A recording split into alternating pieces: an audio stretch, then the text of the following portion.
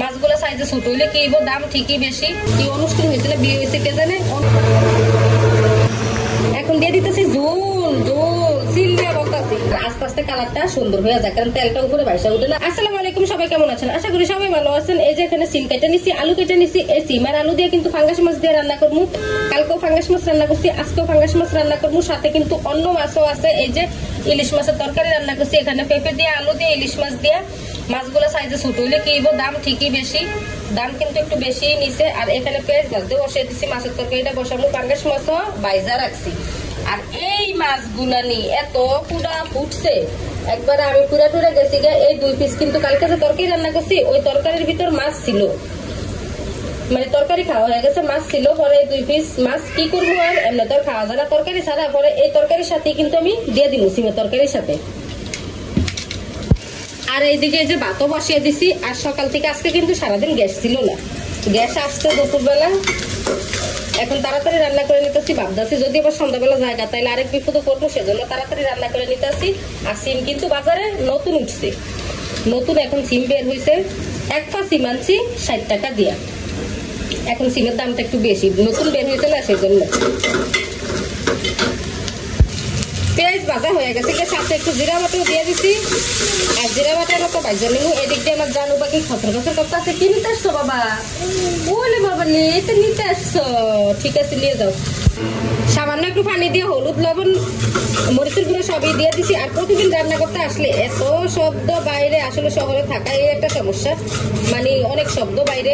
আর রাস্তার সাথে বাসানো তো কথাই নাই, সারাদিন ফেফো শুনতেই হয়। ওই যে বাইরে মনে মশার ওষুধ দিতে আছে, অনেক শব্দ দিতে আছে, মশার ওষুধই মনে দিতে আছে। কালকে ছিল দুমদাম শব্দ, গানের শব্দ। কি অনুষ্ঠান হয়েছিল, বিয়ে হয়েছে কে জানে। অনুষ্ঠান বিয়ে ছাড়াও কিন্তু সবসময় এরকম শব্দ হইতেই থাকে। ওই দেখেন কি শব্দ। সিম আর আলু দিয়ে দিছি, সাথে একটু পানিও দিয়ে দিছি ভালোভাবে কষানোর জন্য। আর এই দেখেন মনে মনে যা ভাবছিলাম যে মশার ওষুধ দিতে আছে, ওই দেখেন সব অন্ধকার বানিয়ে নিছে, দেখছেন। বারিন্দা দিয়ে গেলে এখন দেখাই যেত না সত্য কিছু।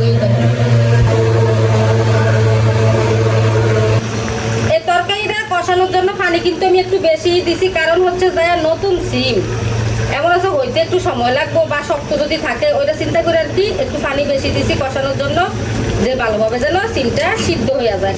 তরকারিটা কিন্তু আমার কষানো হয়ে গেছে, সিমটাও কিন্তু খুব সুন্দরভাবেই সিদ্ধ হয়ে গেছে। এই দেখেন সিমটা কিন্তু সিদ্ধ হয়ে গেছে, ওই যে পানি একটু বেশি দিয়ে কষাইছি না, সেই জন্য সিমটা সিদ্ধ হয়ে গেছে। আর বাইরে ফেফো শব্দ আর থামে না, ওই দেখেন অবস্থাটা দেখেন। এখন দিয়ে দিতেছি ঝোল ঝোল চিল্লা বলতেছি। প্রথমে ভাবছিলাম কি এই পাঙ্গাস মাছটা রান্না করবো, সিম রান্না করবো ইলিশ মাছ দিয়ে। পরে আবার চিন্তা করলাম যে ইলিশ মাছ দিয়ে রান্না করবো, তার থেকে ভালো পাঙ্গাস মাছ দিয়ে রান্না করি। পাঙ্গাস মাছের এই যে তেলের পিসগুলো কিন্তু বেশি, তেলের পিসগুলো দিয়ে রান্না করি। আর এই 2 পিস তো এই 2 পিস তো আগের দিনের ছিল, তেলের পিসই কিন্তু ওইখানে বেশি। আর লেজ তো এই তেলা মাছ দিয়ে রান্না করি, হয়তো মজা লাগবো, সেজন্য এই সিমগুলো পাঙ্গাস মাছ দিয়ে রান্না করছি।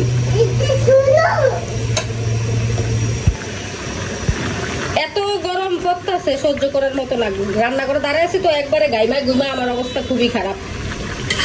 এদিক দিয়ে আমার তরকারির অবস্থা এই যে। রান্নাটা কিন্তু আমার হয়ে গেছে, এখন কিন্তু চুলাটা বন্ধ করে দিব। আর সিমগুলো এত ভালোভাবে নরম হয়েছে, আমি আসলে যেরকম চিন্তা করছি ওরকম কিন্তু না, যে আমি ভাবছি যে হয়তো বা শক্ত থাকবো, আসলে কিন্তু খুবই সুন্দর নরম হয়ে গেছে। মানে সিজনে রান্না করলে যেরকম হয়ে যায় না, আর গ্রানটা খুব সুন্দর আসছে। মানে সিজনে রান্না করলে যেরকম সিমের তরকারির একটা গ্রান হয় বা মজা লাগে, নরম হয়, ওইরকমই কিন্তু সেম হয়েছে। আসলে সিমগুলো ভালোই করছে। এখন চুলাটা বন্ধ করে দিবি। বন্ধ করার পর প্রত্যেকটা তরকারি কিন্তু চুলা বন্ধ করার পর কালারটা কিন্তু খুব সুন্দর দেখা যায়। আর আস্তে আস্তে কালারটা সুন্দর হয়ে যায়, কারণ তেলটা উপরে বাইসা উঠে না, আস্তে আস্তে তরকারি কালারটা খুব সুন্দর দেখা যায় চুলা বন্ধ করার পরে।